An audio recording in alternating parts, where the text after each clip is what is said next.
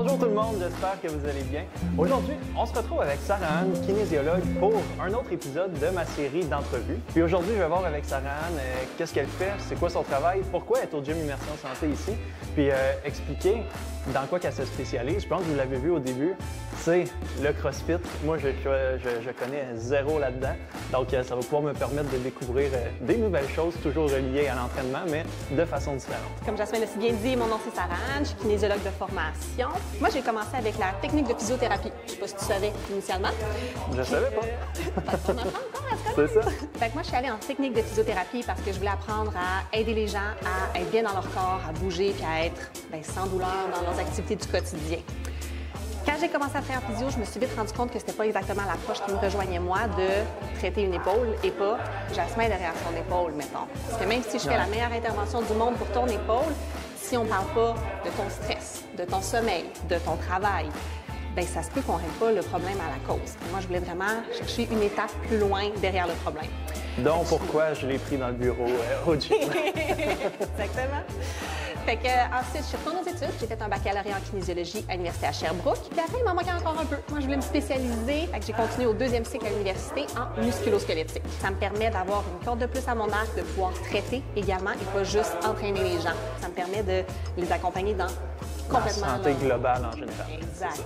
D'où pourquoi je suis venue me joindre à l'équipe ici au niveau immersion santé parce que l'approche ici, c'est vraiment de prendre par la main les clients et les amener au travers de tout le processus dans une modification d'habitude de vie et d'entraînement. C'est ça. C'est surtout le côté de complémentarité d'un spécialiste à l'autre. Il y en a plus spécialisés dans l'entraînement, dans les manœuvres manuelles de thérapie, dans l'alimentation. Fait que ça fait une super belle globalité. Comme on l'a dit au début, mon sport, moi, c'est le CrossFit. Je pratique le CrossFit depuis 2018. Ça fait depuis 2020 que je fais de la compétition aussi.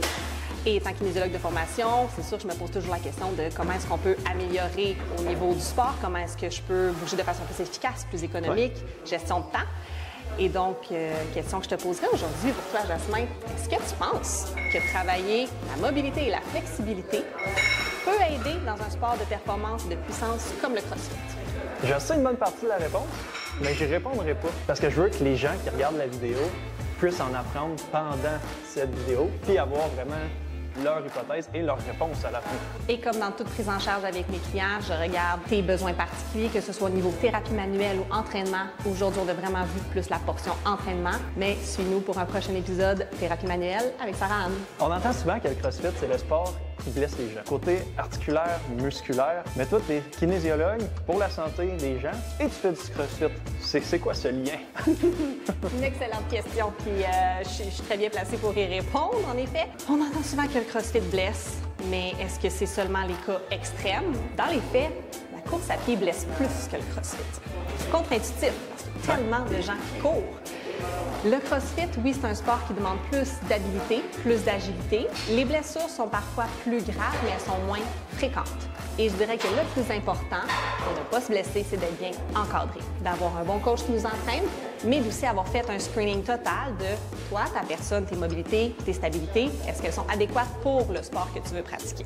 Initialement, le CrossFit, c'est une combinaison de mouvements d'haltérophilie, donc les levées de charge, de gymnastique, fait que poids du corps, et d'athlétisme, courir, lancer, sauter et tout ça. Le mouvement dans le CrossFit qui, selon moi, permet le plus de mettre en évidence l'entièreté de ton corps, mobilité et stabilité, le overhead squat. Je connais, mais que j'ai jamais fait. Fait que ça va me permettre de mettre en situation. Excellent. Avec mes clients, ce que je fais, je veux d'abord voir, est-ce qu'ils bougent bien? Est-ce qu'ils ont l'amplitude nécessaire pour faire leur mouvement? Une fois qu'on a l'amplitude nécessaire, est-ce que tu as le contrôle dans ce mouvement-là? Est-ce que tu as l'agilité? Est-ce que tu as la puissance? Puis après, est-ce qu'on peut loader ton squat? Parfait. C'est ce qu'on va regarder. On va faire les tests. Mobilité, ça risque d'être pas si pire, mais flexibilité, à voir. Si c'est le genre de vidéo qui t'interpelle, que tu aimerais avoir un bilan complet de toi, ta mobilité, ta stabilité articulaire et que tu aimerais performer dans tes mouvements, dans ton sport, bien, viens nous voir. On va pouvoir regarder dans ton bilan à toi, qu'est-ce qui serait amélioré, te donner des challenges pour que tu puisses continuer de progresser. Et peu importe l'activité que tu veux pratiquer, que ce soit du CrossFit ou autre chose, sache qu'on peut l'individualiser pour toi également. On va faire un test pour mesurer la mobilité à tes chevilles. Donc, on va venir orteil à côté au mur, talon au sol. Tu veux venir toucher le genou au mur. On va reculer au niveau du talon. Tu vas avoir 5 pouces entre tes orteils et le mur. et que ton genou soit capable de toucher au mur sans que ton talon décolle. Tu vois, moi, c'est raide. OK. Si ton genou touche, parfait. Es-tu capable de reculer le pied sans que le talon décolle? Bon, c'est mon maximum. Qu'est-ce qui t'empêche d'aller plus loin? Ça tire ou ça coince?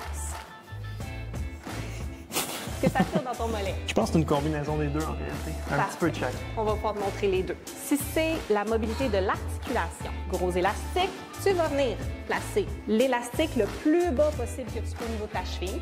Tu mets une tension préexistante dans l'élastique et tu viens faire des transferts de poids vers l'avant. Ce qui se passe en ce moment, c'est que l'élastique a tendance à tirer ton articulation vers l'arrière pendant que ta jambe avance vers l'avant. Ça devrait être agréable comme sensation, pas de douleur. Pas de douleur, ça va bien. Et on fait plusieurs répétitions pour sentir que le corps s'assouplit. On a un petit peu plus de souplesse à faire le mouvement. Ensuite, si on veut voir plus si c'est la souplesse au niveau du mollet qui te limite, le mollet, c'est un trio pour remporter. Tu as le solaire qui est du talon à l'itibia, puis les gastrocnémiens qui traversent au niveau du genou. Donc, il faut les tirer de deux façons séparées pour être isolés dans nos étirements. Étirer le solaire, ça ressemble beaucoup au test qu'on a fait. Le but, c'est de rapprocher le tibia du pied le plus possible sans que le talon vienne décoller du sol. Puis on applique une petite pression dessus. Pour être plus efficace dans l'étirement, on peut bien. Tu avances jusqu'à ce que ça tire quelque part ici. Ouais, c'est à la bonne distance. Voilà. Pour ton gastrocnémien, tu peux te trouver une surface où tu peux t'accoter. Cette fois-ci, tu vas avoir le talon au sol, le genou en extension, transfert de poids vers l'avant jusqu'à ce que ça tire dans le mollet. Excellent. Tu veux sentir l'étirement plus dans cette région-ci. Genou bien en extension. Hey. Talon bien au sol. Ça tire ici. Ça tire bien. Excellent. Donc maintenant qu'on a regardé la mobilité au niveau de la cheville, on continue de monter. Mobilité aux genoux et hanches, on peut les regarder en même temps en exécutant un squat, comme tu fais habituellement. Excellent. Fait que dans le bas du squat, on peut voir que la flexion au genou est suffisante. Et si tu en refais une autre répétition, on voit par contre que dans la fin de ton squat, ton bassin a envie de rétroverser un petit peu. Ce qui fait, tu peux te relever, que dans le bas de ton dos, tu as plus de pression en arrière dans ton dos qui sous-charge pour être dangereux au niveau de tes disques intervertébrales. Puis est-ce qu'on va en deep squat qu'on appelle en CrossFit aussi ou on va arrêter avant? Différence entre le sport de compétition et l'entraînement dans la vie de tous les jours. Oui. Je vais te répondre les deux. Sport de compétition, le standard, c'est qu'il faut que tu brises ton parallèle. La crête de la hanche doit être en dessous du pied du genou. Comme dans le powerlifting. Comme dans le powerlifting. OK. Exactement. Fait que ça, c'est le standard compétition. Dans la réalité de l'entraînement de la vie de tous les jours, tu dois aller aussi bas que ton corps te le permet. OK. De façon J'aurais cru sécuritaire. l'inverse. Je savais pour le powerlifting, mais je ne savais pas pour le CrossFit. Je pensais que c'était l'opposé. OK. Ce qu'on veut, c'est aller chercher le plus grand engagement musculaire, donc la plus grande amplitude de mouvement dans chacun de tes mouvements. Par contre, tu peux le faire de façon sécuritaire pour éviter de se blesser. Donc, moi, à voir comment ton bassin shift en fin de mouvement, je te laisserai pas descendre aussi bas sous charge pour éviter de te blesser au dos. OK.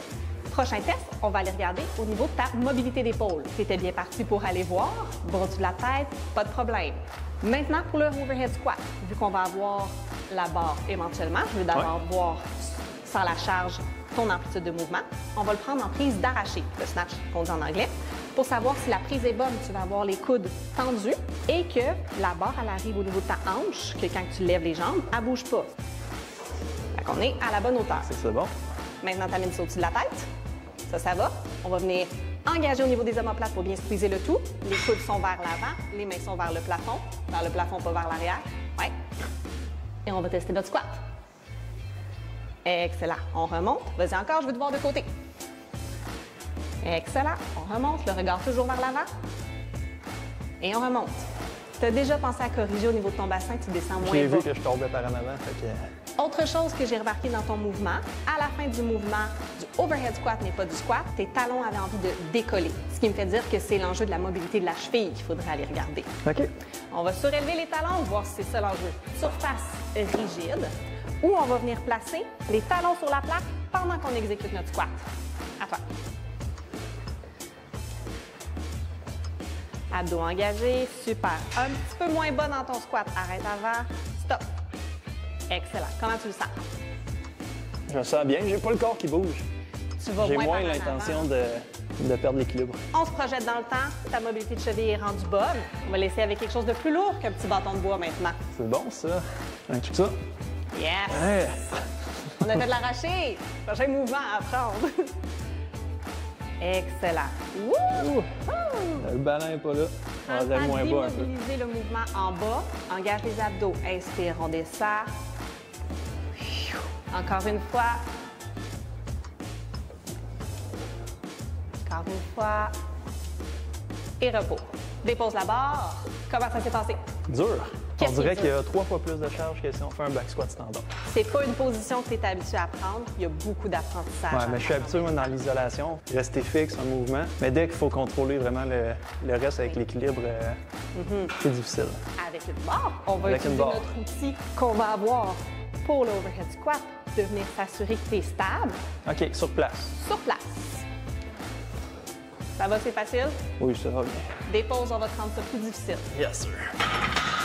En fait, mon gros chandail fait déjà chaud, hein? Chandail court en plus aujourd'hui. C'est bon, ça? Là, par contre, il va falloir que je fasse un aparté là-dessus. Là. Hardest worker in the room. Ouais, mais on est les deux dans la room. Là. Il Ça va le falloir dit? faire la compétition. là. C'est lui qui le dit? On va le commencer en front rack. Je t'aide à sortir de là. Abdos solides. Ouais. On lève. On recule. Comment je suis censé de dire ça, moi? Redépose. La barre, elle tient pas, elle veut tomber à gauche. Là. On va descendre le poids. On lève pour sortir. On recule. Wouhou! Je l'immobilise. Marche sur place. Et tu veux que ça shift le moins possible. Lent et contrôlé. Plus c'est lent, plus c'est payant. Yes! Fait que exercice d'abdominaux fonctionnel. Ouais. Le temps que tu le stabilises. Punch le plafond. Abdos engagés. Prends le temps. Yes. Fais une seconde de pause en bas. Et remonte. Tu vois que la stabilité hanche aussi est intéressante à travailler. Good. Tu vas voir, faut que tu la fasses. Du livre, ça perd en tabarouette. Ah. On recule un peu. Yes.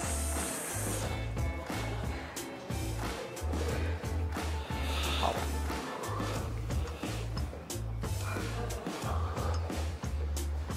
C'est... Wouhou! Dernière. Ça va être ça. Ça paraît 10 livres en hauteur. Puis, comment t'as trouvé ça?